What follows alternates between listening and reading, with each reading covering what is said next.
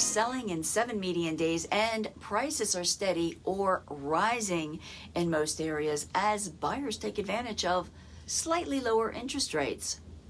It's Friday, May 5th, 2023. I'm Kimberly Barton of Kinetic Realty, your local market expert with this week's Maryland Market Minute. Subscribe to stay updated on our local markets. Homes coming soon fell this past week to 1,209. 647 homes came to the market, rising from the prior report. 673 went under contract, a rise over last week's. 1,162 moved to pending, marking more going off the market this week.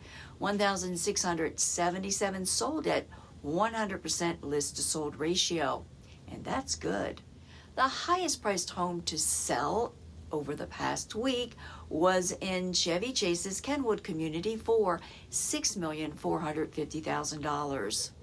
Rentals available rose to 1,703 units at $2,200 per month and are leasing in just 21 days.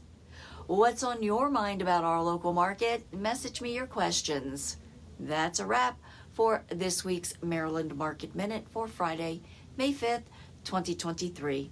Thanks so much for tuning in. Enjoy the weekend, and I'll see you next week.